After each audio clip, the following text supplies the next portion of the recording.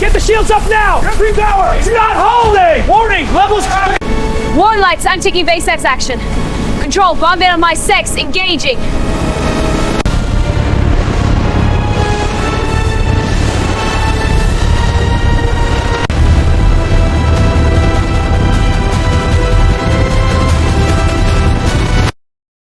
The Cylon base star dropped out of FTL directly on top of them. There was no warning, no long-range sensor ghost, no gravitational disturbance, no time for Commander Adama to bark orders from the CIC of the Galactica before the first nuclear warhead detonated 300 meters off the port bow. The shockwave hammered through the hull like a god's fist, throwing deck officers against their consoles, shattering emergency lighting into strobing red chaos. Damage reports cascaded across every station simultaneously. 47 Cylon raiders were already in the black, engines burning hot, cannons cycling. Action stations. Action stations. Set condition 1 throughout the ship. The klaxon tore through every corridor, every compartment, every bunk where exhausted colonial survivors had finally managed to sleep. On the flight deck, Kara Thrace, Starbuck, was already in her Viper before the second warhead hit. She didn't strap in so much as become part of the machine, hands finding controls through pure muscle memory while the launch tube pressurized around her. Beside her, Lee Adama's voice crackled over the wireless, tight and controlled in a way that meant he was scared but would die before admitting it. 47 contacts. They jumped right on top of the fleet. I can count, Apollo. Starbuck's Viper catapulted into the black. The colonial fleet.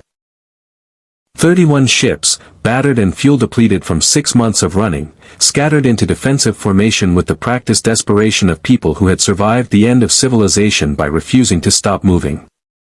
The civilian ships pushed their FTL drives into emergency spool-up.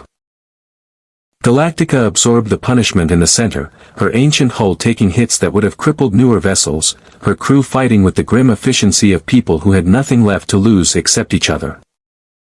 Starbuck rolled her Viper hard to port and destroyed her first raider with a burst that lit the darkness like a small sun.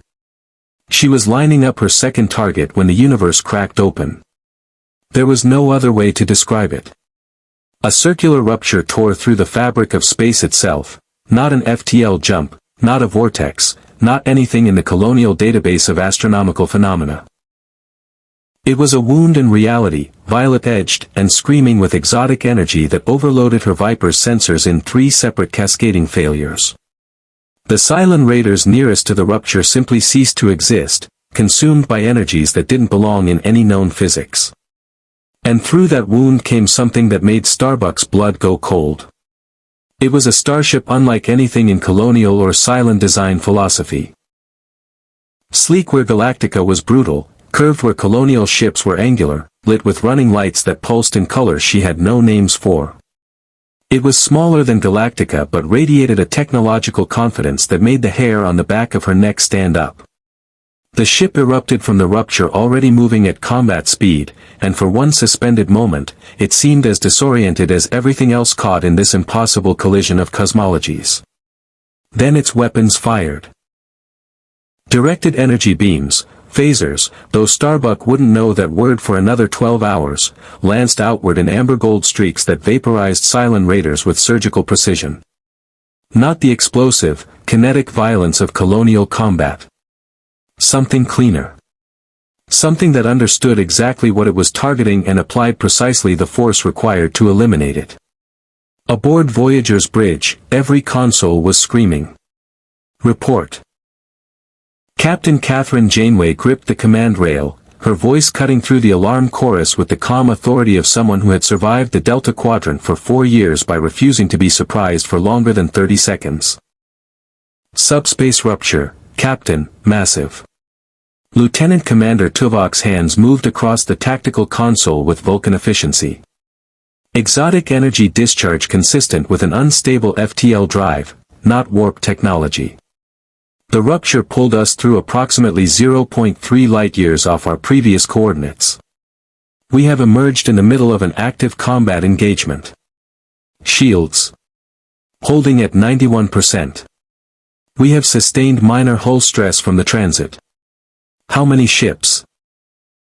31 vessels of unknown configuration.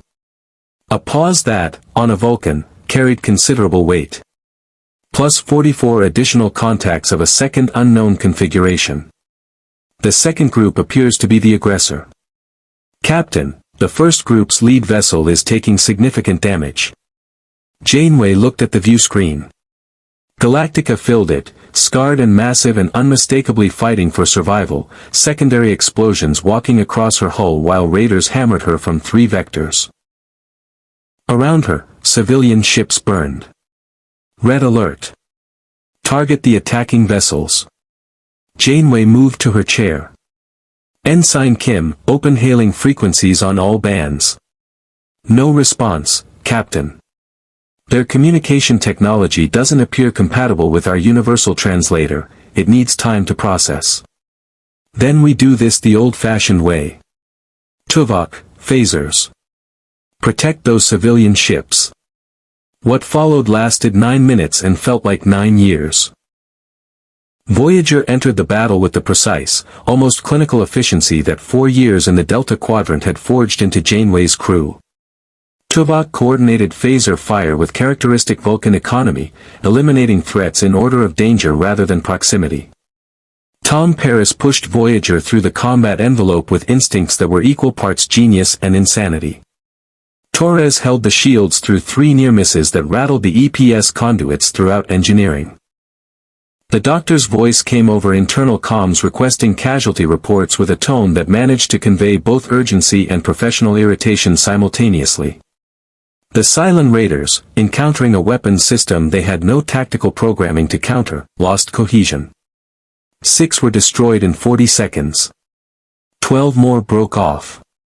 The base star, registering Voyager as an unknown threat variable, began cycling its FTL drives. Then a Colonial Viper opened fire on Voyager's starboard nacelle. The impact was minor, kinetic rounds rather than directed energy, doing more to scratch Voyager's ablative hull plating than cause genuine damage. But it was unmistakable in its intent. Captain, Tuvok said, one of the smaller vessels from the first group is targeting us. On her wireless, Starbuck's voice was pure combat adrenaline. Unknown contact, you just flew into a hot zone and started shooting. Identify yourself or I put the next burst through your engine. The universal translator was still working. Still processing. Still 45 seconds from giving Janeway the words she needed. So Voyager and the Viper circled each other in the debris field of a battle neither crew had started, while 30 civilian ships watched, and the Cylon base star's FTL drives finished their countdown. The universe, Janeway thought, had a genuinely extraordinary sense of timing. The Cylon base star jumped. One moment it dominated the sensor display like a malignant star, massive, angular, bristling with launch tubes cycling their last raiders into the black. The next moment it simply wasn't there. The gravitational displacement of its FTL exit sent a shockwave rolling through the debris field, tumbling wreckage and spinning the remaining raiders into confused holding patterns without their command signal. 17 of them collided with each other in the confused seconds that followed. The rest went dark, drifting without purpose, their coordination severed. The battle was over. What remained was something considerably more complicated. Starbuck held her Viper in a tight arc around Voyager's saucer section, close enough to read the hull markings if she'd known the script. She didn't. The lettering was clean and geometric and utterly alien, and the ship beneath it was like nothing in colonial or Cylon engineering heritage. No visible gun ports. No missile tubes. Hull plating that had absorbed her kinetic burst without so much as a scorch mark. Running lights that pulsed with quiet, almost arrogant confidence. Apollo, you seeing this? She said over the wireless. I'm seeing it. Lee's voice was careful. Stand down the attack run, Starbuck. They could be Cylons. New model. Something we haven't. Cylons don't fight other Cylons to protect us. A pause. At least not usually.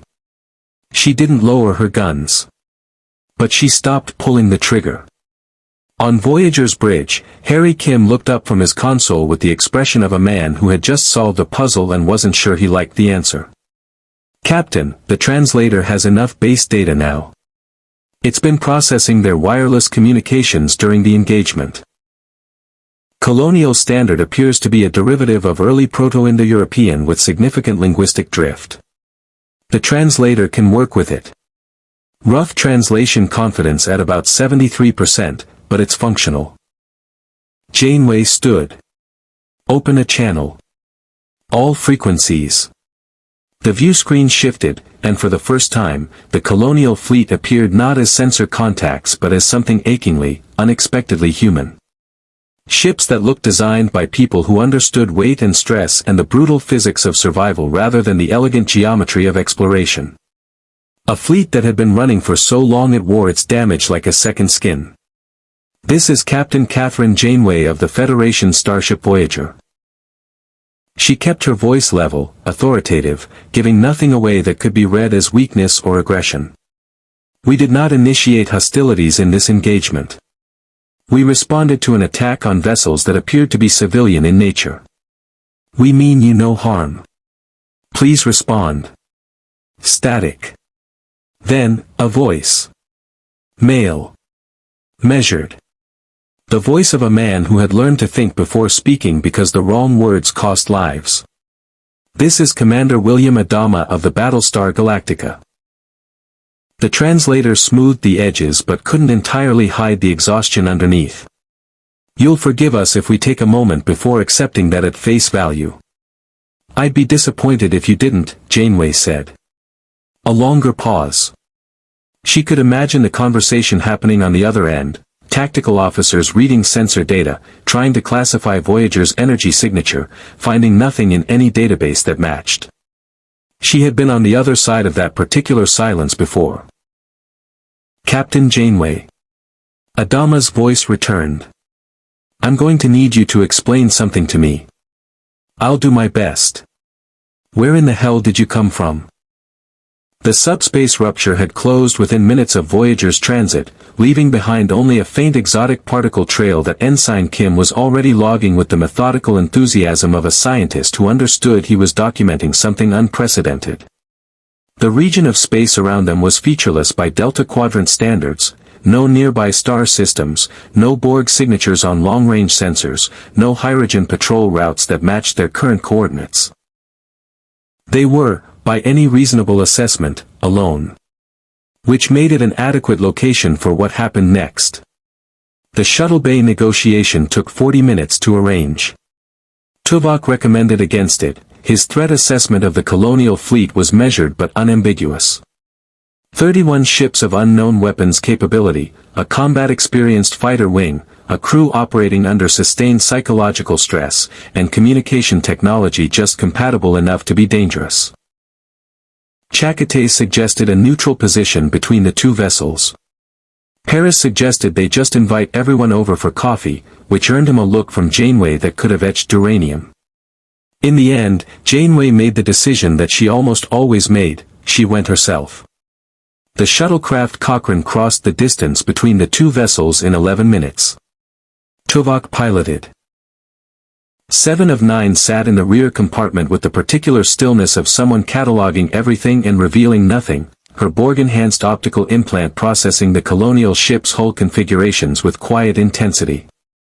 Their metallurgical technology is considerably inferior to Federation standard, she observed. Their propulsion system appears to generate a form of FTL travel without utilizing a warp field. The energy signature is unstable by comparison. Their weapons technology is kinetic and nuclear, effective within their own tactical framework but limited against directed energy defenses. 7. Janeway didn't turn around. We're going to meet these people as equals, not as a species to be catalogued. I was merely providing tactical context. I know what you were doing. 7 was quiet for exactly 4 seconds. Their lead vessel has sustained damage to approximately 31% of its hull. They have been in sustained combat recently. Repeatedly. The pattern of damage is consistent with a long-term running engagement rather than a single battle. Janeway looked out the forward viewport at Galactica growing larger against the stars. The damage told a story she recognized. Not from her own experience, Voyager was battered but not broken in quite that way, but from something older and more instinctive. The story of people who had been running for a very long time. "How many people do you estimate are aboard that vessel?" she asked quietly. 7 processed for a moment. The lead vessel alone, approximately 2,300. The civilian ships combined, my estimate would be between 35 and 40,000. The shuttlecraft moved through Galactica's landing pattern, guided in by colonial deck crew who clearly had no framework for what they were looking at and were doing their jobs anyway. As the Cochrane touched down on the flight deck with a soft hydraulic sigh, Janeway straightened her uniform, checked her expression, and prepared herself for the particular challenge of making first contact with people who were already exhausted and afraid. The deck crew had rifles leveled before the shuttlecraft hatch finished opening. Tuvok noted them with a raised eyebrow. Janeway walked out with her hands visible and her chin level, because that was who she was. William Adama stood at the end of the corridor of armed guards. He was shorter than she'd expected from his voice. His eyes were older than the rest of him. He looked at her for a long moment with the measured gaze of a man who had learned to read people quickly because slow readers didn't survive. "Captain Janeway," he said finally. "Commander Adama."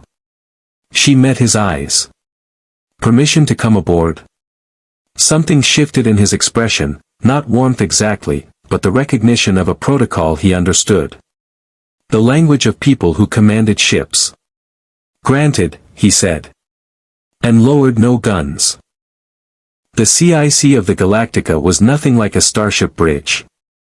Janeway had stood on Klingon birds of prey, walked the angular corridors of Cardassian stations, once spent 40 minutes on the bridge of a Hirogen command vessel with a disruptor pressed between her shoulder blades. She understood alien design philosophies intuitively, the way a culture's values expressed themselves in the bones of the machines they built. Klingon ships were declarations of aggression. Cardassian stations were monuments to control. Voyager herself was a statement about curiosity. Galactica's CIC was a monument to survival. Everything was analog where it could be. Hardened where it didn't need to be.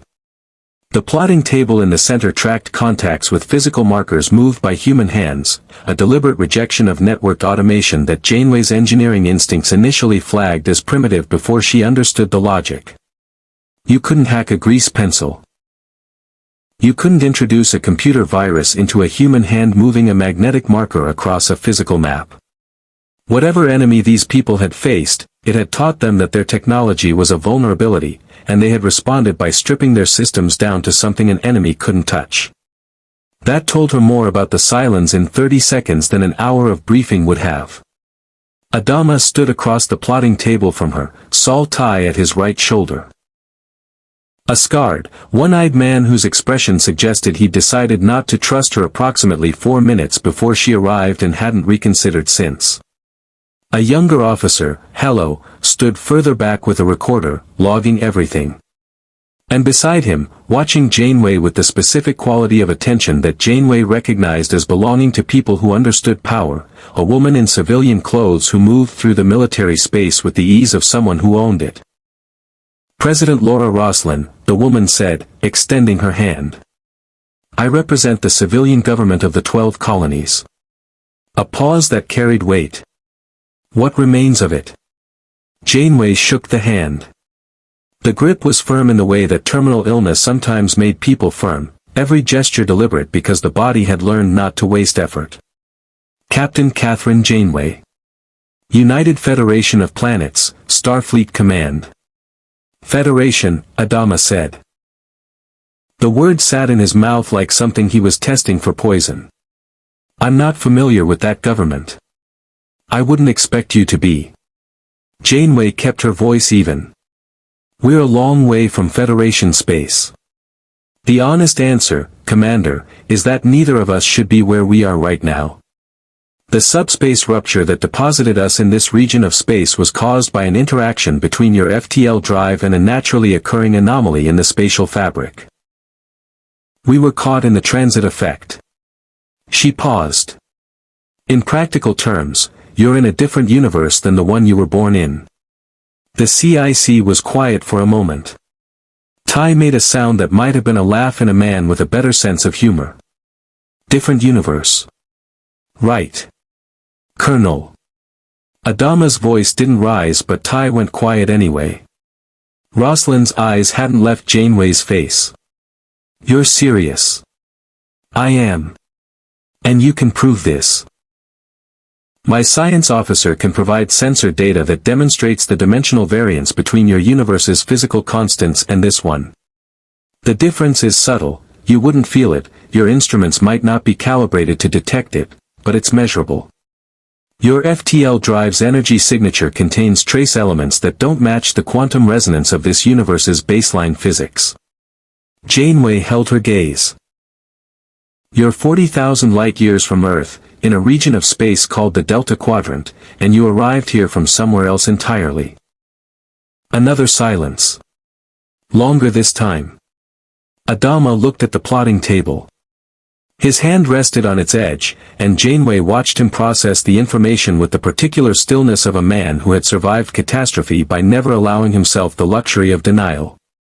Our mission, he said quietly, is to find Earth. The original Earth. The home of the 13th tribe of humanity. He looked up. You're telling me we may have found it, the wrong version of it. I'm telling you that Earth exists in this universe. My crew is trying to get there as well. Janeway let that sit for a moment. We've been away from home for 4 years. I understand something about what your people are carrying. It was Rosalind who responded, and the sharpness in her voice was precise and deliberate. With respect, Captain, I don't think you do. We didn't get lost. We watched our civilization burn. 12 worlds. 50 billion people. Her voice didn't crack. It had moved past cracking into something harder. What's left of humanity is in those 31 ships, and every day we survive is a day the Cylons are jumping closer. 7 of 9, who had been standing at the CIC entrance with the patient stillness of someone who found emotional displays inefficient, spoke for the first time since entering Galactica. The Cylons. Your pursuers. They are cybernetic organisms. Synthetic beings with organic components capable of independent reasoning and self-replication. Every colonial in the room went tense. Hands moved toward sidearms. How do you know that? Ty demanded.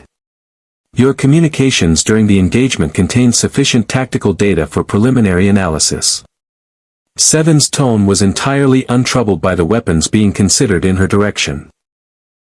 Additionally, the attacking vessels demonstrated coordinated behavior consistent with networked artificial intelligence. The biological components of their pilots registered on our biosensors as human baseline despite the mechanical chassis. A fractional pause. They are not unlike a technology my own people have encountered. Though considerably less sophisticated. Adama's eyes moved to Janeway. What technology? Janeway held his gaze. Are you familiar with the concept of a hive mind? The question landed in the CIC like a photon torpedo with a slow fuse. Rosalind set down the cup she'd been holding with a careful, controlled movement. Adama's expression didn't change, but something behind his eyes shifted into a darker register. Ty looked at Janeway with the focused hostility of a man who had just been handed a new category of nightmare and was deciding who to blame for it. Tell me, Adama said. So Janeway told him about the Borg. She kept it measured and factual, the way she'd learned to discuss the collective. Stripped of the visceral horror that 4 years of Delta Quadrant experience had accumulated around the subject, presented as strategic intelligence rather than existential threat. She described assimilation. She described the hive mind. She described the cubes and the queen and the transwarp conduits and the fundamental Borg philosophy that biological distinctiveness was inefficiency waiting to be corrected. When she finished, Adama was quiet for a long time. "And these Borg," he said finally. "They're here. In this region of space. They're in this quadrant, yes.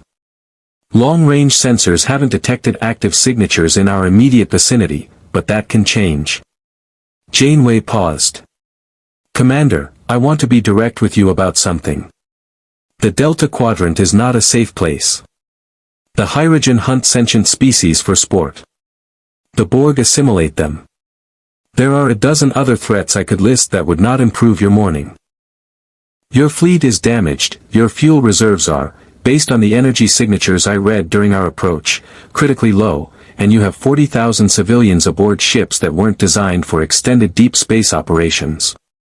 "You're telling us we're in trouble," Rosalind said. "I'm telling you that you were already in trouble, and the neighborhood just got considerably worse." Janeway straightened. "I'm also telling you that I have a replicator system that can produce food, medicine, and basic materials. A medical facility staffed by the most sophisticated holographic physician in the quadrant. Sensor technology that can detect Cylon FTL signatures approximately 40 seconds before they complete their jump." She let that land. "And 4 years of hard experience navigating this specific region of space."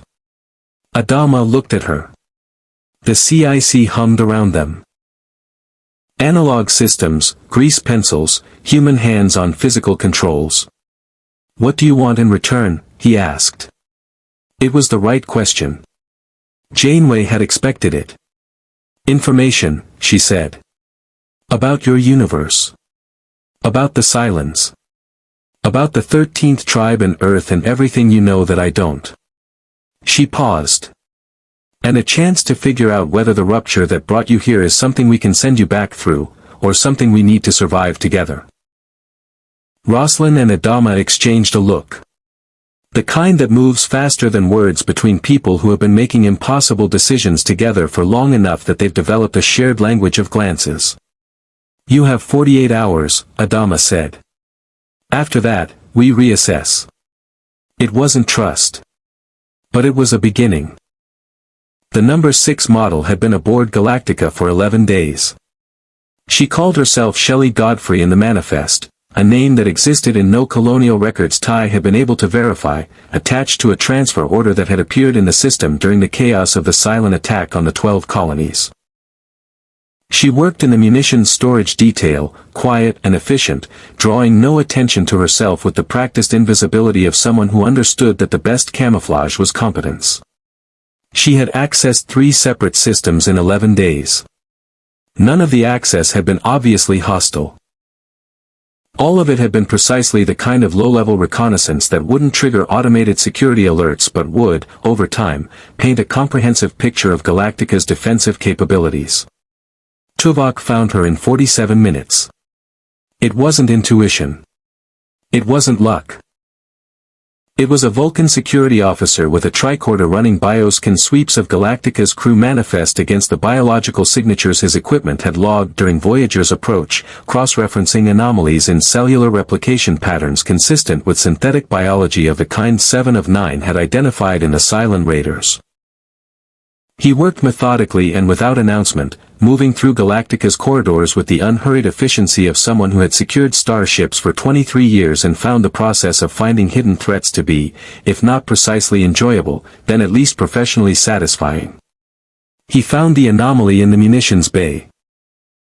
She was stacking ordnance casings when he entered, her back to the door, movements economical and precise in a way that Tuvok's pattern recognition flagged immediately as calibrated rather than natural. Human beings, even efficient ones, had micro-variations in their movement patterns, tiny adjustments for fatigue, distraction, the 1,000 small inefficiencies of organic cognition. Her movements had none of them. "You will stop what you are doing," Tuvok said, "and turn around slowly."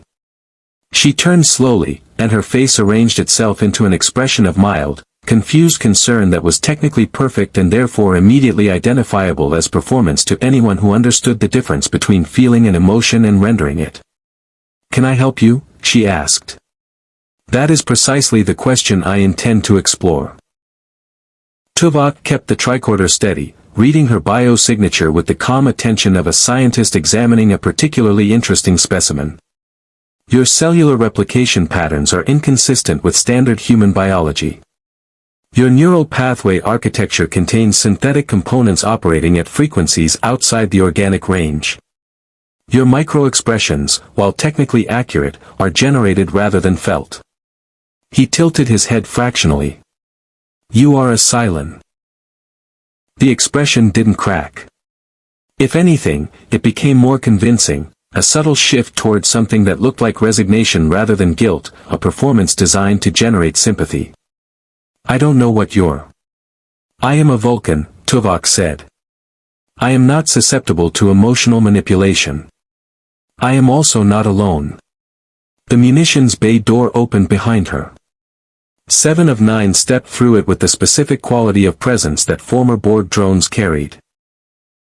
An absolute absence of hesitation, a body that moved like it had already calculated every possible outcome of the next 30 seconds and found them all manageable. The number 6 model's eyes moved between them. Something shifted in her expression, not the performed emotions, but something underneath them. Calculation. Pure and cold and suddenly entirely visible. You're not colonial, she said to 7. No, 7 agreed. I am not. Your implants. The 6's gaze moved across 7's face, cataloging the Borg technology with an attention that was uncomfortably close to professional appreciation. Cybernetic integration with organic tissue. Advanced beyond anything in Cylon or colonial design. A pause. Who made you? The Borg collective attempted to make me what I was, 7 said. I declined to remain it. Her optical implant tracked the 6 biosignature with Borg-enhanced precision. Your neural architecture is sophisticated. Distributed processing, redundant emotional simulation systems, wireless communication capability that is currently inactive, you disabled it deliberately when you came aboard this vessel. 7 tilted her head. You are operating independently. Without Cylon network support. Something crossed the 6's face that might, in a human, have been called loneliness. The network doesn't reach here, she said quietly. Wherever here is. Adama's reaction to the news was controlled in the way that pressure vessels are controlled, everything contained, nothing released, the structural integrity maintained through engineering rather than ease. He sat in his quarters and listened to Tuvok's report with his hands flat on the desk and his eyes focused on a point approximately 6 inches in front of him, and when Tuvok finished he was quiet for long enough that the silence became its own kind of statement. How long? He said finally. 11 days, based on her access patterns, Tuvok said. What did she get? Our current assessment suggests she has a working knowledge of Galactica's defensive systems, fuel reserves, and crew complement. She does not appear to have transmitted this information, as 7 of 9 noted, the Cylon network does not extend to this region of space. Tuvok paused. She is, in the most literal sense, cut off from her own people. Adama stood. Where is she now? In your brig. Commander, I would recommend. I know what I'd recommend, Adama said, and his voice carried something underneath the control that Tuvok, with Vulcan precision, identified as the particular exhaustion of a man who had already made versions of this decision too many times. He moved to the door, then stopped. She's been here 11 days. Eating with my crew. Working. Not sabotaging anything she had access to sabotage. He turned. Why? Tuvok considered the question with genuine attention. That, he said, may be the most important question we can ask her. Janeway was in Voyager's sickbay when her combadge chirped with Chakotay's voice telling her about the Cylon, and she was in Galactica's brig 14 minutes later, moving through corridors that smelled of metal and recycled air and the particular human staleness of a ship that had been running its life support at efficiency margins for too long. The number 6 sat on the brig bench with her hands in her lap and her eyes on the middle distance, and she looked up when Janeway entered with an expression that had stopped performing. Baltar was already there. Janeway had been briefed on Gaius Baltar, brilliant, slippery, comprehensively self-interested, the kind of man whose intelligence was a weapon he pointed primarily at his own survival. He stood in the corridor outside the cell with his arms crossed and his eyes moving between Janeway and the six with the frantic calculation of a man running threat assessments and not liking any of the outputs. "You found her," he said to Janeway. His voice was almost accusatory. "My security officer found her." Janeway studied him for a moment. "You knew she was here." It wasn't a question. Baltar's micro-expressions were considerably less sophisticated than the six performed ones, and Janeway had been reading people across 4 years of Delta Quadrant diplomacy. He opened his mouth, closed it, and settled on an expression of injured innocence that convinced no one. "That's a serious accusation, Captain." "It's an observation." Janeway turned back to the cell. The six met her eyes directly. "You're not afraid of me," she said. It sounded less like an accusation than a genuine observation, something she was filing away.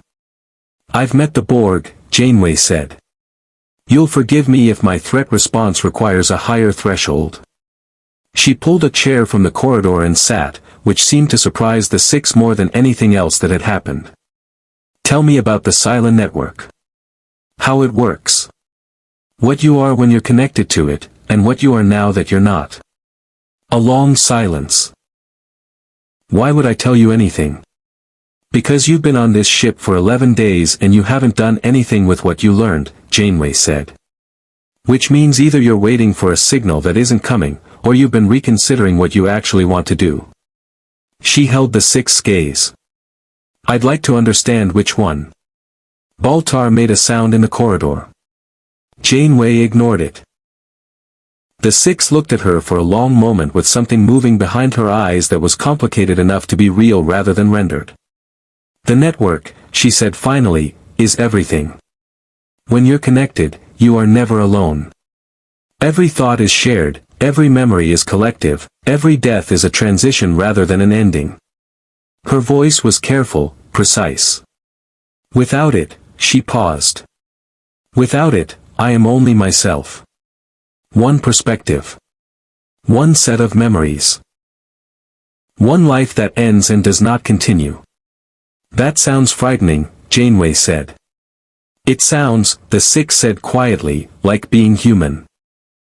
In the corridor, Baltar had gone very still. And somewhere in the back of Janeway's mind, a strategic calculation was forming, because a Cylon who feared isolation, stranded in a universe without her network, with knowledge of colonial defensive systems and Cylon tactical doctrine, was either the most dangerous variable in this equation or the most valuable asset. The question was which one she'd choose to be. The Hirogen vessel decloaked at 0347 hours.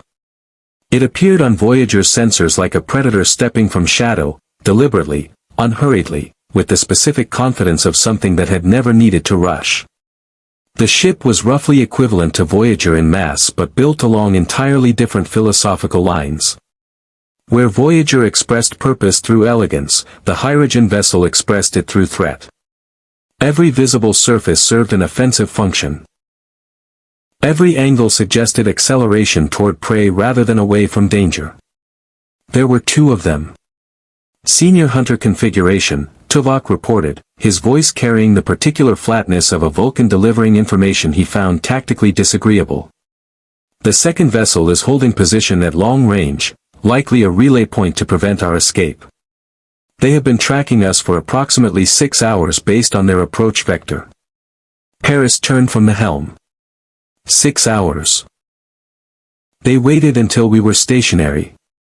"Correct. They observed our engagement with the Cylon forces, assessed both fleets as potential prey, and selected an optimal moment." Tuvok paused. "We are not their only target. They are also tracking the colonial fleet." Janeway was already moving toward the command chair. "Red alert. Raise shields." She hit her comm badge. "Janeway to Adama." The response came in 4 seconds, fast enough that she suspected Adama hadn't been sleeping. "I'm here. We have a new problem." 2 vessels just decloaked off your port side. Do not engage until I explain what they are. A beat. Explain fast. The Hirogen are hunters. Sentient species, highly intelligent, technologically sophisticated. They hunt other sentient beings as prey, not for resources, not for territory, not for ideology. For sport. She kept her voice direct. They will have identified your fleet as the largest hunting opportunity they've encountered in years.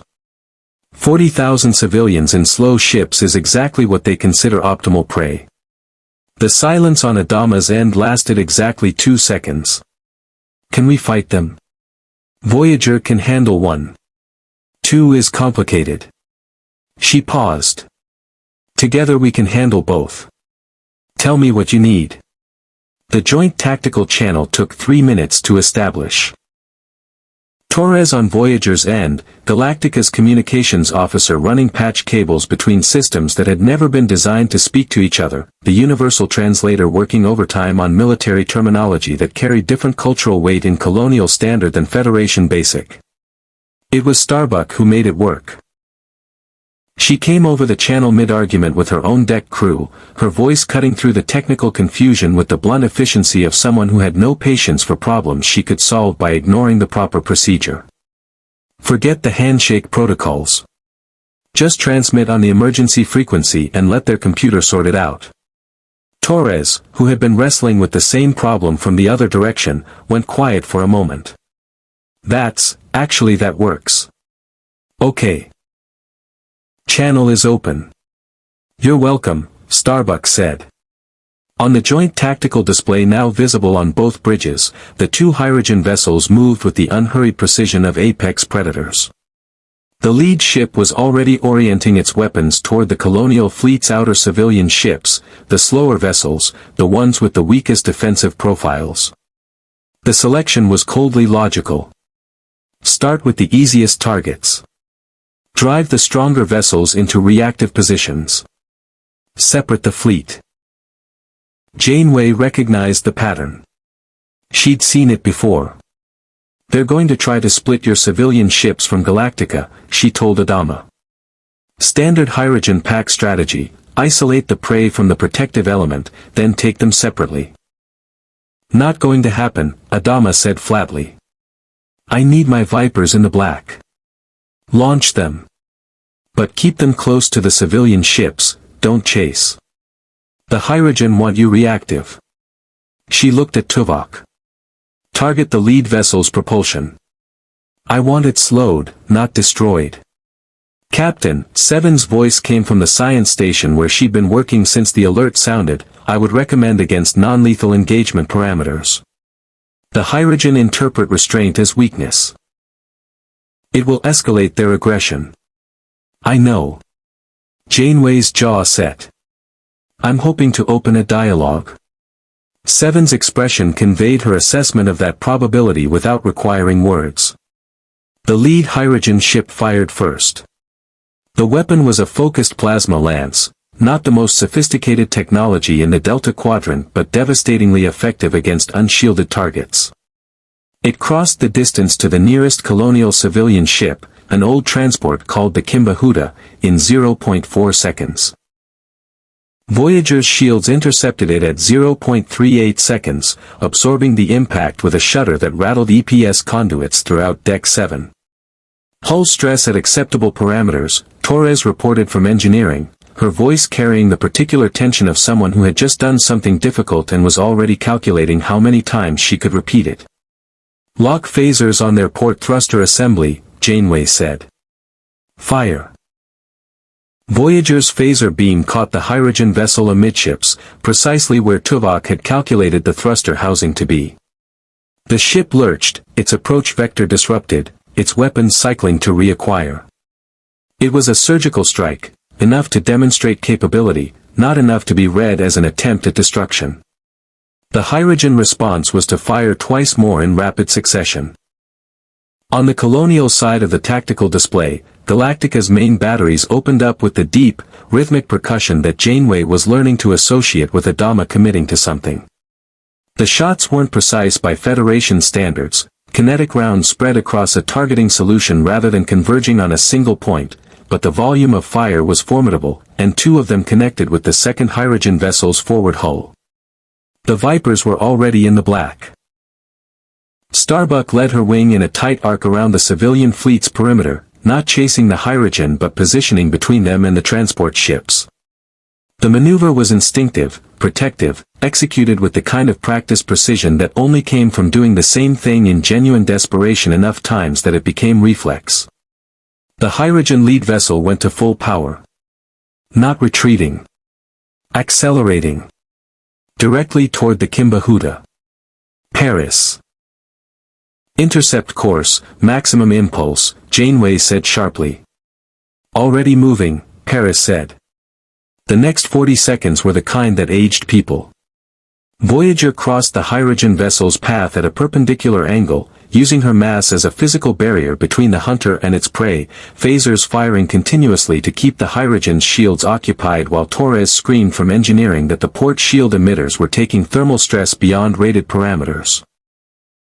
The Hirogen vessel hammered Voyager's shields with plasma lances in rapid succession, each impact sending vibrations through the hull that crew members felt in their teeth. Then Apollo's voice came over the joint channel, tight and urgent. Second Hirogen vessel is flanking. Coming around the civilian fleet's stern. It's going for the Astral Queen. Starbuck was already moving before he finished the sentence. Her Viper hit the second Hirogen vessel's forward sensor array with a burst that surprised it more than damaged it. Hirogen hulls laughed at kinetic rounds, but the surprise bought 4 seconds, and 4 seconds was enough for Galactica's port batteries to find their angle and deliver something the Hirogen vessel's forward shields hadn't been positioned to absorb. The second vessel broke off. The first vessel, facing Voyager's sustained fire with its propulsion already compromised, reassessed. A voice came over the open frequency, deep, resonant, carrying the specific quality of someone accustomed to being the most dangerous thing in any given space and adjusting to new information about that assumption. You fight well, the Hirogen Alpha said. For prey. Janeway opened the channel. We're not prey, she said. And I'd like to discuss the difference. The Hirogen Alpha's name translated, approximately, as Car. He was 2.5 meters tall, encased in armor that served as both protection and trophy display, fragments of hull plating from vessels he'd destroyed, bones from species Janeway couldn't identify, a curved blade that her tricorder assessed as forged from an alloy that didn't exist in Federation metallurgical databases. He stood in Voyager's cargo bay with the unhurried stillness of a predator in a space too small for him, his helmet under one arm, his eyes moving across every surface with professional assessment. His second, a younger Hirogen named Doric, stood 3 paces behind him cataloging everything with open hunger. Janeway stood across from them with her hands clasped behind her back, projecting the specific quality of calm she'd perfected over 4 years of negotiating with species that interpreted anxiety as invitation. Tuvok was at her right shoulder. 7 of 9 at her left. And beside 7, unexpectedly but not unwelcomely, stood Kara Thrace. Starbuck had transported over from Galactica 20 minutes earlier with a request from Adama. His words, relayed through Hello, were that he wanted eyes on the negotiation from someone who had no diplomatic instincts to restrain her honest reactions. What he actually meant, Janeway suspected, was that he wanted someone in that room who would immediately identify if things were going wrong and had no philosophical objection to expressing that identification loudly. It was, she admitted privately, a reasonable instinct. Starbuck stood with her arms crossed and her weight balanced in the specific way of fighter pilots and people who'd grown up in places where you needed to be ready to move, not aggressive, exactly, but coiled. She had looked at Carr when he entered and he had looked at her, and something had passed between them that Janeway filed under useful and moved past. You said you wished to discuss the difference, Carr said, his voice carrying the translator's slight lag. Between prey and something else. Between prey and allies, Janeway said. Carr's expression, what was visible of it, conveyed that he found the distinction amusing. The Hirogen do not form alliances. The Hirogen haven't encountered what's moving through this region of space. Janeway held his gaze. Long-range sensors detected a transwarp conduit opening approximately 14 light-hours from our current position 3 hours ago. It has since closed. But the residual energy signature is consistent with Borg activity. The change in Carr was subtle and immediate, a fractional stillness, the recalibration of a tactical mind receiving significant new data. Dorrit behind him made a sound that the translator didn't process as language. "You have fought the Borg," Carr said. "Not a question." "Many times. And survived." "Obviously." Carr looked at her with something that might, on a less alien face, have been respect beginning its first cautious steps. "The Borg are not prey. They cannot be hunted. What is taken from them is taken back." His jaw set. "We lost 11 hunters to a Borg vessel 4 cycles ago. The cube did not pursue us. It did not need to. It simply absorbed what we sent against it and continued on its course." Starbuck uncrossed her arms. 11 hunters against 1 ship and it didn't even bother chasing you afterward? "It considered us insufficient to warrant pursuit," Carr said. The words carried a particular weight, the weight of a species whose entire identity was built around being the most dangerous thing present, confronting the reality that something existed which didn't agree. "I need you to understand something about the Borg," Janeway said carefully. "They don't hunt. They harvest. Every species they encounter, every technology, every biological adaptation, they absorb it and become more. Fighting them directly accelerates that process. They adapt to your weapons, your tactics, your biology." She paused. "But they can be disrupted. Confused. Temporarily overwhelmed with variables they can't process simultaneously. I've done it." "How?" "By not fighting the way they expect." She looked at him steadily. "By using every asset available, coordinating multiple tactical approaches simultaneously, and accepting that the objective is disruption rather than destruction." Another pause. "Which requires more than 1 ship." Carr was quiet for a long moment. Torres was elbow-deep in a secondary EPS relay when Starbuck found her. The route to engineering had taken Starbuck through 3 decks of Voyager's interior, and she'd spent the entire walk doing what she always did in unfamiliar spaces, mapping exits, assessing structural integrity, cataloging the smell and sound and feel of a vessel as tactical data. What she'd concluded was that Voyager was extraordinary. Not in a colonial way, not in the brutal, heavily armored way she associated with ships built to survive punishment, but extraordinary in a different register, built by people who genuinely believed they wouldn't need the armor because they were fast enough and smart enough to avoid needing it. She wasn't sure if that was arrogance or genius. Possibly both. Torres slid out from under the relay panel, registered Starbuck's presence without apparent surprise, and went back to work. "Whatever you want, I'm busy." "Nice to meet you too." Starbuck crouched beside her. "I want to know if you can modify your transporter to lock onto Cylon raiders mid-flight." Torres stopped working. "Why?" "Because if the Borg show up in force, we're going to need every advantage we can get, and a Cylon raider has an organic pilot component that your biosensors can lock onto." Starbuck's voice was flat and tactical. "Pull the pilot out mid-flight and the raider goes dead. No explosion, no debris field, just a clean removal." Torres stared at her. That's not insane. I have my moments. The range would be limited. Pattern discrimination at combat speeds would be a nightmare." Torres was already reaching for a PADD. "But with some modifications to the biofilter targeting matrix." "Can you do it?" Torres looked at her with the expression of an engineer being asked if a problem is solvable. A look that contained irritation at the questions implied doubt and excitement at the problems implied difficulty in approximately equal measure. "Give me 4 hours," she said. "You've got 2. Torres grabbed the PADD. Then stopped talking.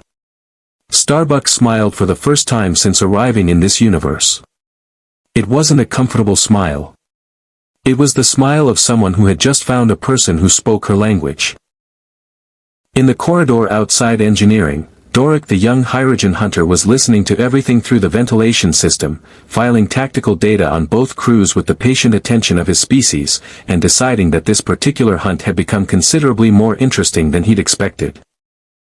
7 of 9 found the transwarp conduit signature at 0611 hours.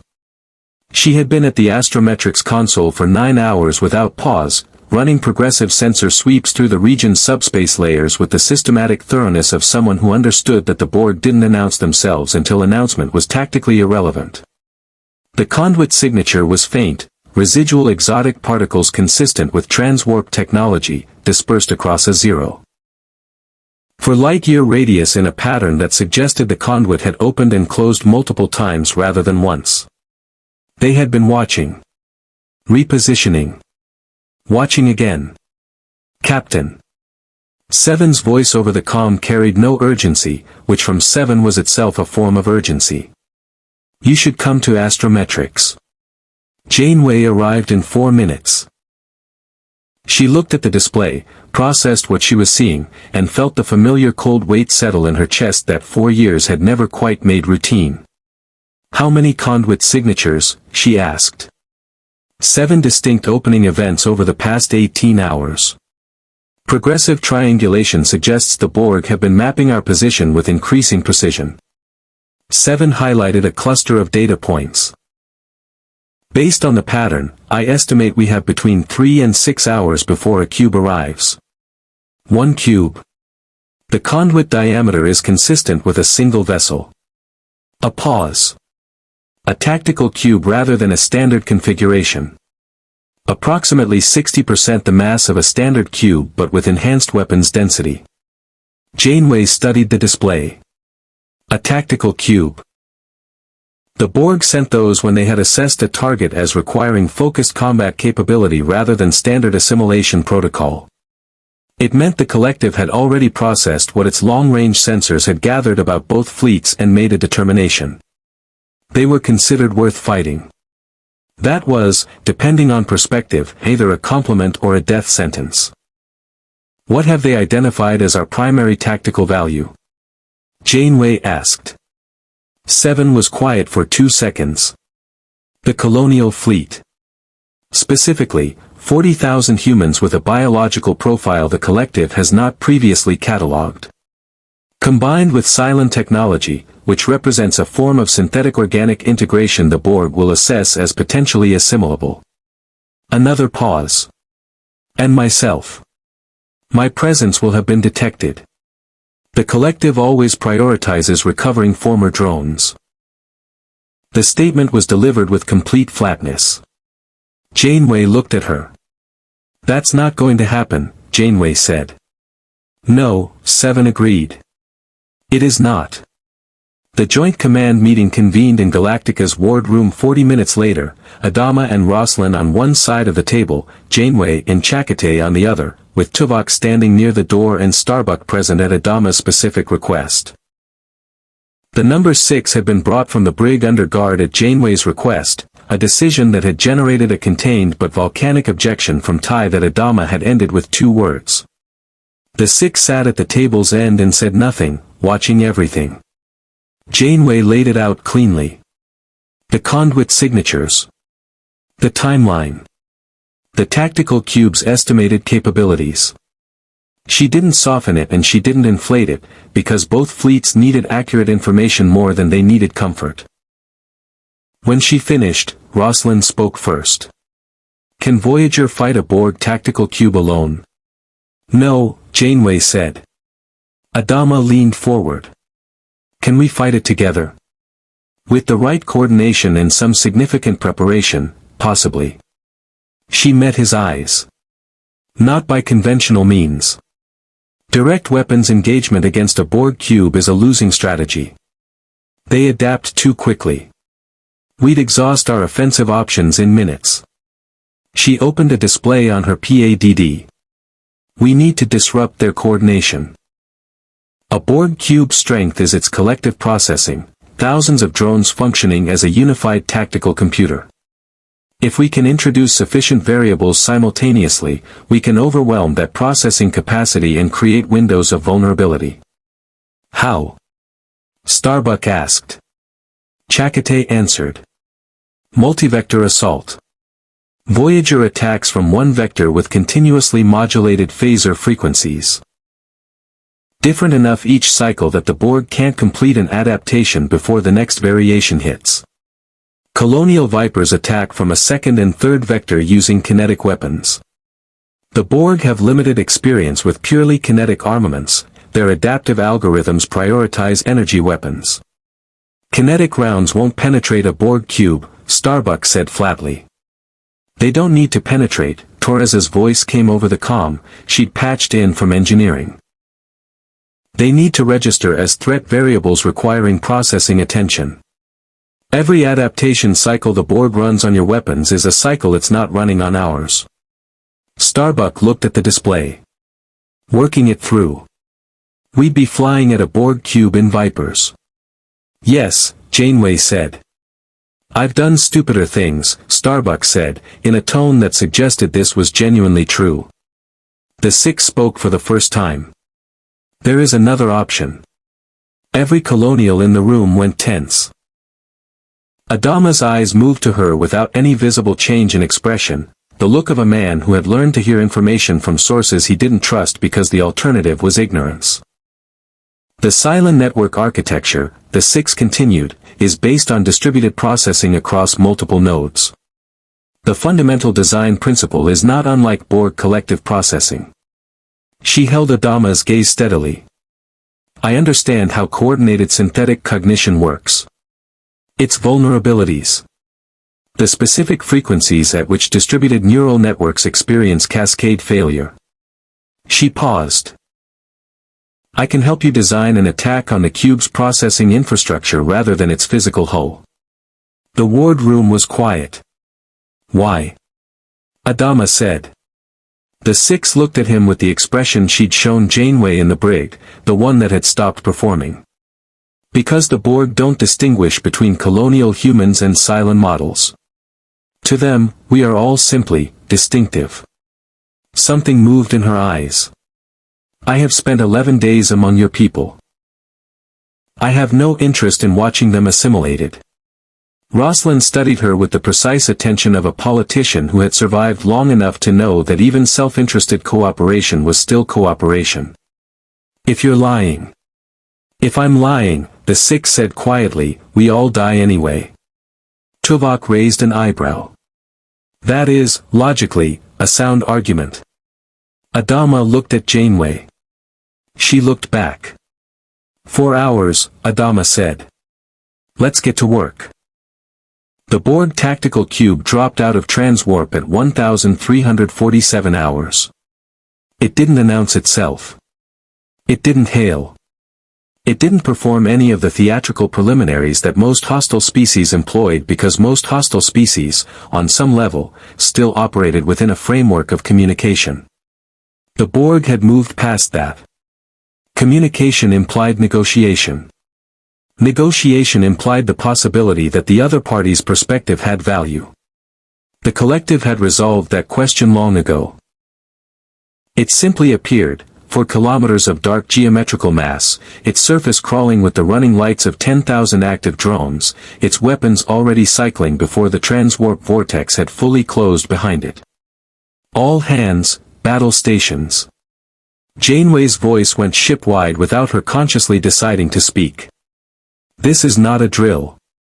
On the joint tactical channel, Adama's voice was immediate. I have it on Andrade's. Moving the civilian fleet to the coordinates we discussed. Confirmed. Starbuck, your wing is clear to launch. Already in the tubes. A pause filled with the sound of Viper launch systems pressurizing. For the record, I want it noted that this is insane. Noted, Janeway said. Launch. The first 90 seconds were according to plan. Voyager drove toward the cube on an intercept vector, phasers firing in the continuously modulated frequency cycling that Torres and Seven had spent 3 hours programming. each burst operating at a slightly different nadion frequency, shifting faster than standard Borg adaptation algorithms could track. The cube's outer hull took the first 6 hits before its shields fully engaged, and the damage, while not significant against 4 kilometers of Borg infrastructure, was real. The Vipers came from the cube's opposite vector in 2 wings of 14, Starbuck leading the first, Apollo the second. Their kinetic rounds registered against the cube's shields as the tactical nuisance Chakotay had predicted, insufficient to penetrate but sufficient to demand processing attention. The cube's adaptation algorithm split between the phasor modulations and the kinetic variables, and in that split there was a window. Torres opened the window with a full spread of photon torpedoes, detonated simultaneously at 6 points along the cube's weapons array. 3 of the array nodes went dark. "It's working," Kim called from ops. Their weapons output just dropped 18%. 18 isn't enough, Chakotay said. "It's a start," Janeway said. Then the cube adapted. It happened in the way Borg adaptation always happened, not gradually but in a single decisive shift, the entire tactical picture changing in less than 2 seconds. The cube's shield modulation jumped to a frequency that absorbed Voyager's phasor output without registering damage. Its point defense systems, previously oriented toward the Viper wing, reconfigured to project a focused plasma discharge that caught Apollo's wing mid-approach and scattered them across 3 separate vectors. 2 Vipers tumbled. Both pilots ejected. "Apollo is down," Starbuck's voice snapped over the channel. "He's clear of the debris field. Someone get him." "On it," Paris said, already breaking Voyager off her attack vector. "Negative," Janeway said sharply. "Maintain attack pattern." Tuvok. New frequency cycling, variance rate doubled. "Torres, I need something that bypasses their shield modulation." "Working on it," Torres said, which meant she'd been working on it since the adaptation occurred. In the cargo bay that had been converted to a makeshift operations center, the number 6 sat across a console from 7 of 9 with Tuvok's most junior security officer standing 3 feet away looking profoundly uncomfortable.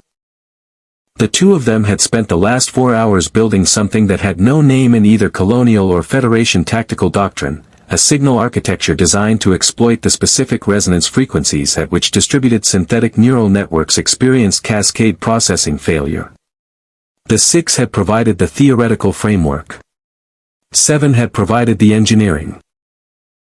The targeting solution requires a direct transmission into the cube's primary interlink frequency, 7 said, her fingers moving across the console with Borg-enhanced speed.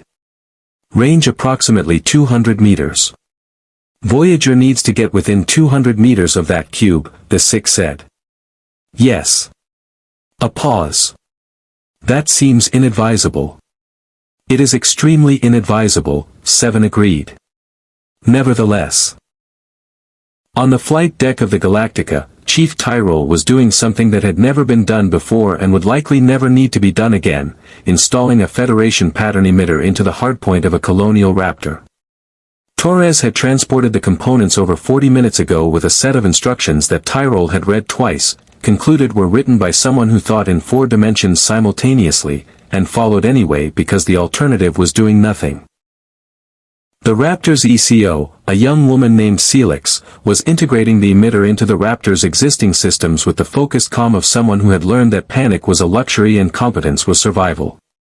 Pattern discriminator is online, she reported. Biofilter targeting matrix is, I think it's calibrated. Torres's voice came through the calm, think or no? No, Celix said, with slightly more confidence than she felt. Good enough. The emitter range is 300 meters.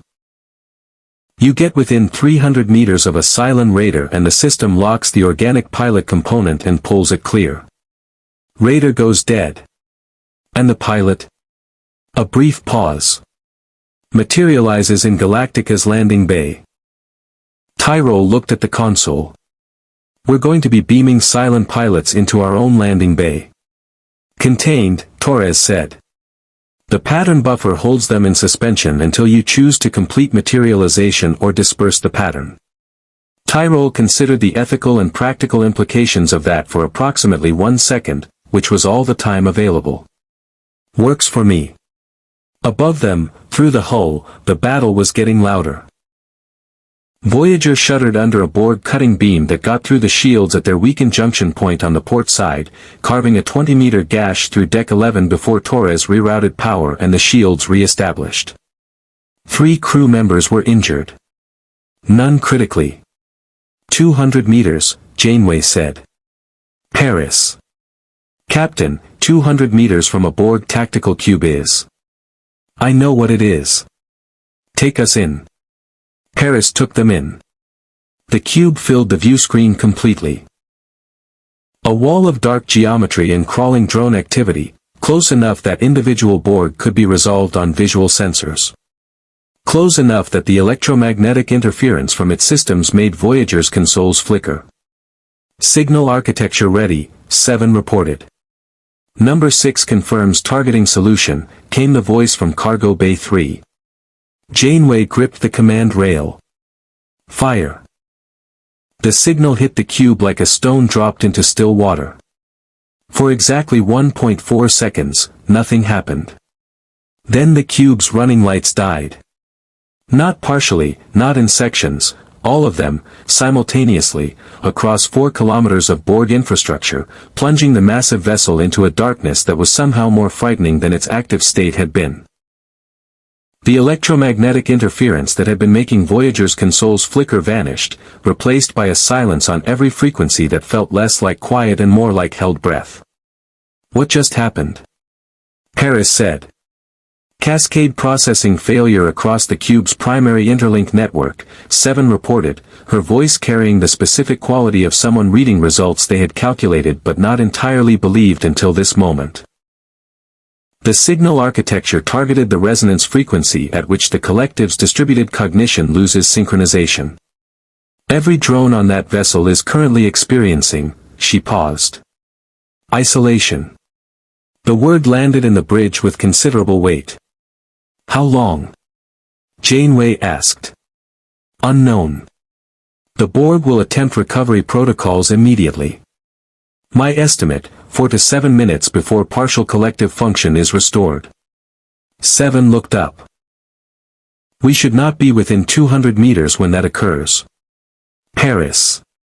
Already moving, Paris said. Voyager pulled back from the cube's surface at full impulse, and as she did the full tactical picture reassembled on the view screen. The colonial fleet had held its defensive formation around the civilian ships, Galactica's batteries still tracking the cube, Vipers regrouping from the scattered vectors Apollo's wing had broken into. Apollo himself had been recovered, his Viper tumbling but intact, the pilot shaken and furious and already demanding to be put back in a launch tube.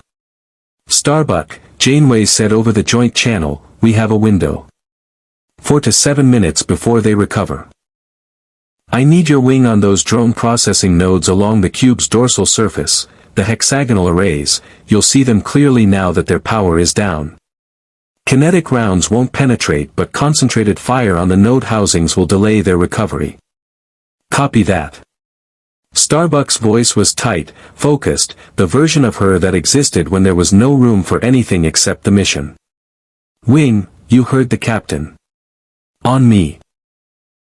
14 Vipers rolled onto the cube's dorsal surface in a coordinated attack that Janeway watched with genuine admiration. The colonial pilots had no framework for Borg tactical doctrine, no training specific to this enemy, and they flew against the cube's processing nodes with the pure aggressive instinct of people who had been fighting for survival so long that adaptability had become their defining characteristic. It was, she thought, extraordinarily human. Galactica's main batteries found their angle and fired, the deep rhythmic percussion of kinetic rounds hammering the cube's already disrupted systems, adding physical damage to the cascade failure working through the vessel's neural network. 3 secondary processing nodes cracked under the combined assault and went dark permanently. Then Galactica took the hit that changed everything. It came from the cube's emergency weapons system. A backup cutting beam that the cascade failure hadn't reached, routed through a secondary power conduit that 7's signal architecture hadn't fully mapped.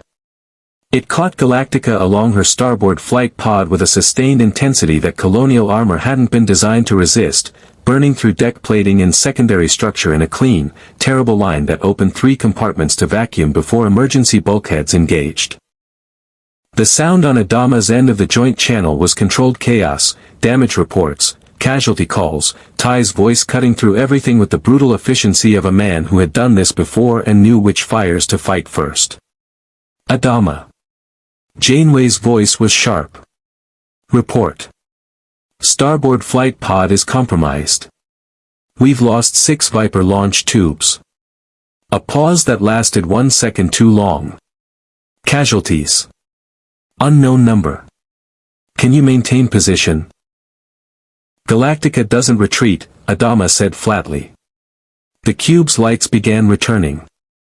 Section by section, starting from the vessel's core and spreading outward like consciousness reasserting itself after a blow, slow at first, then accelerating, the collective pulling itself back together with the terrible persistence of something that had no concept of accepting defeat. 3 minutes ahead of estimate, Kim reported. Their recovery rate is faster than 7 projected. Noted, Janeway said. Options. Second signal burst, 7 said immediately. The interlink frequency will have shifted during recovery, I need 40 seconds to recalibrate. You have 30. Then I need 30. Torres's voice from engineering carried the specific edge of someone delivering news they wished they didn't have. Captain, the port shield emitters took damage from that last cutting beam deflection. I can give you shields or weapons at full power. Not both. Weapons, Janeway said without hesitation. Shields dropping to 40%. On the view screen, the cube was almost fully restored, its weapons arrays cycling back to operational status, its drone coordination reasserting, the brief window of vulnerability closing with mechanical inevitability. Starbuck's voice came over the channel. Their point defense is coming back online. My wing is taking fire. Break off, Janeway said. Get clear.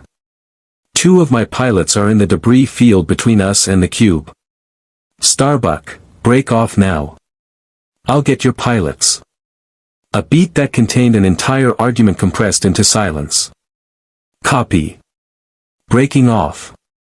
Kim, lock transporters onto the 2 colonial pilots in the debris field. Pattern discrimination, colonial biosignatures only. Got them. Locked, energizing. 2 colonial pilots materialized in Voyager's transporter room simultaneously, still in their flight suits, one of them with a head wound that immediately triggered an automated medical alert to sickbay. The doctor's voice came over calm with professional affront. 2 patients arriving with what I can only describe as entirely inadequate warning. I am a doctor, not a receiving bay. Do your job, doctor, Janeway said. I always do, he said, and cut the channel. The cube's weapons reached full power.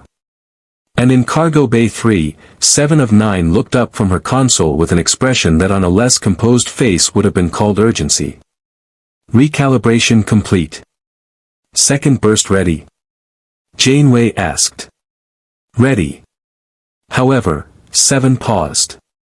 A second cascade failure of the same architecture will not achieve the same result. The Borg have already begun adapting to the signal frequency. The second burst will cause disruption but not full isolation. Her optical implant tracked the cube's power readings. It will, however, compromise their weapons array for approximately 90 seconds. 90 seconds. Janeway looked at the view screen. At the cube. At Galactica holding her position with her starboard flight pod torn open and her crew fighting damage that would have broken most ships. At the colonial civilian fleet behind her, 40,000 people in slow ships waiting to find out if today was the day their luck finally ran out. She looked at Chakotay. He looked back with the expression of a man who already knew what she was about to say and had already decided he agreed with it. 7. Fire the second burst, Janeway said.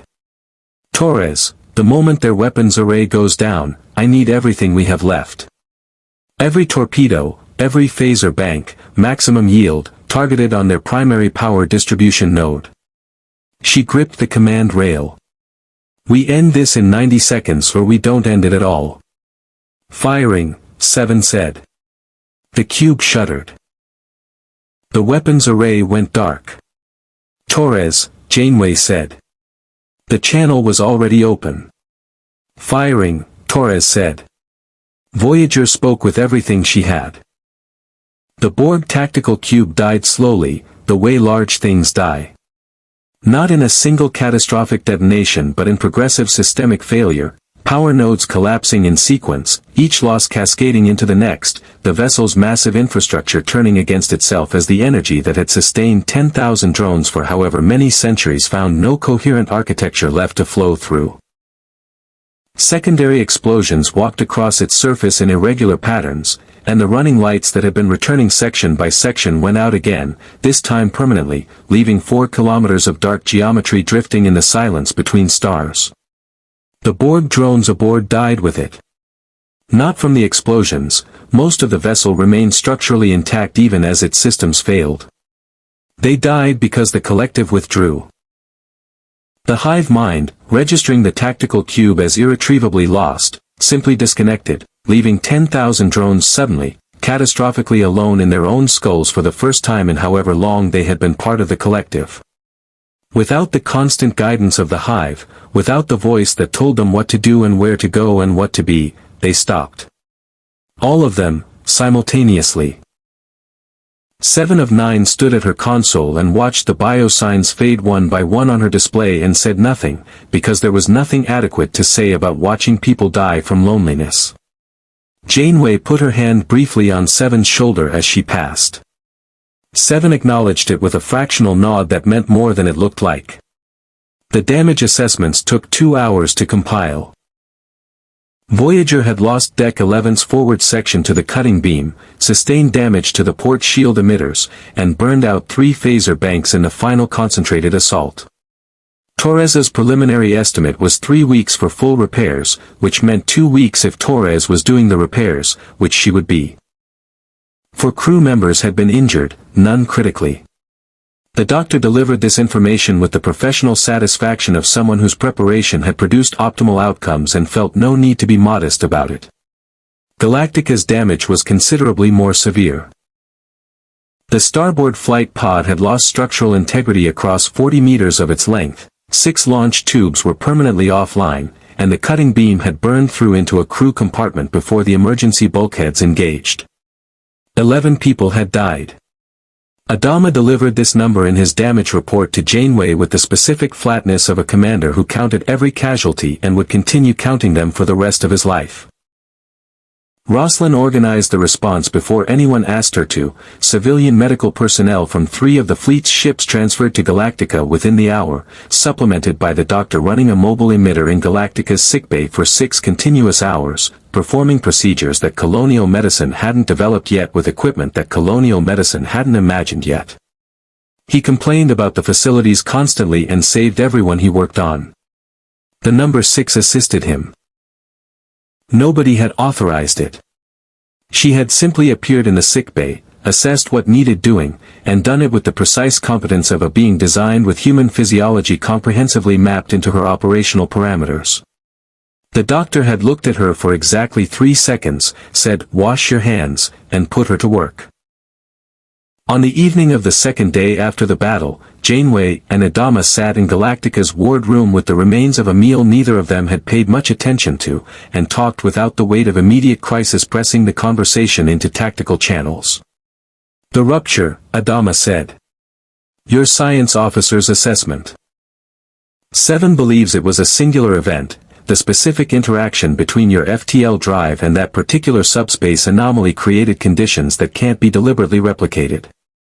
Janeway held her coffee cup.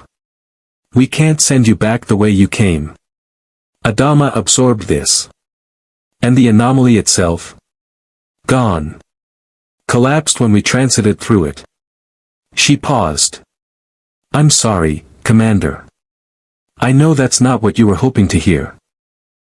He was quiet for a moment, looking at the table with the expression of a man revising a map he'd been navigating by for a long time.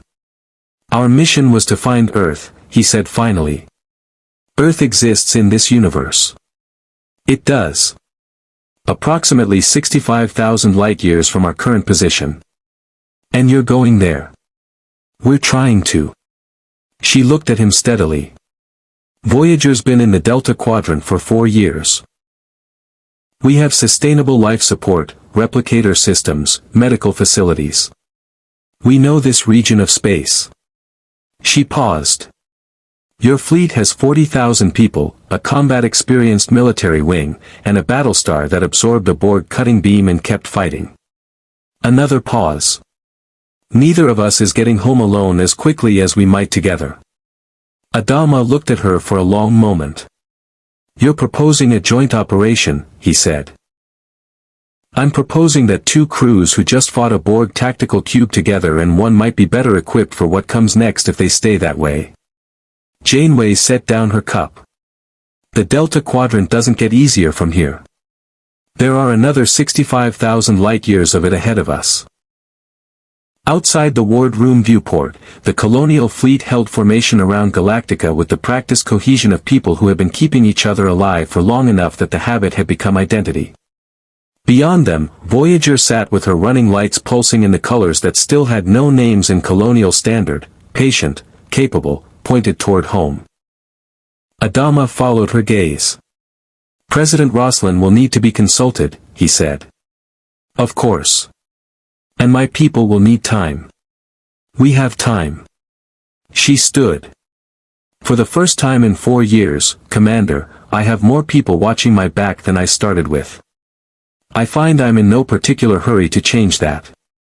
Adama stood with her. Something in his expression had shifted, not to ease, exactly, but to the particular settled quality of a man who had found a heading worth following. "Commander Adama," Janeway said, and extended her hand. He took it. "Captain Janeway." In the corridor outside, Starbuck and Torres were arguing about thruster geometry. Tuvok was teaching colonial security officers a Vulcan restraint technique they would never use correctly but would never stop practicing, and somewhere in Galactica's newly reorganized brig, the number 6 was reading a Federation database on her own architecture that 7 had quietly left accessible, deciding what she wanted to become in a universe where no one yet knew what she was. 2 crews. 2 ships. 1 impossible road home. The stars ahead were the same stars they'd always been, indifferent, ancient, and full of everything that waited to be found. In the end, it wasn't the battle that defined what happened when Voyager encountered Battlestar Galactica. It was the moment after, when 2 exhausted commanders sat across a table from each other and chose cooperation over isolation, trust over suspicion, a shared horizon over separate despair. Janeway brought technology, medical capability, and 4 years of hard-won Delta Quadrant knowledge. Adama brought 40,000 survivors, a combat wing forged in genuine catastrophe, and the particular unbreakable quality of people who had already lost everything and kept going anyway. The Borg tactical cube that had come to harvest them instead became the crucible that fused them, 2 civilizations from different universes discovering that survival, at its core, asks the same things of everyone. The number 6 would become something new in the months that followed. Neither fully Cylon nor colonial nor Federation, but something the universe hadn't classified yet. The road to Earth remained long and hostile and full of threats that neither crew could fully anticipate. But in the dark between stars, 40,000 colonial survivors and a Starfleet crew pointed themselves toward home together, and the Delta Quadrant, for the first time, felt slightly less vast. Live long and prosper. More stories await.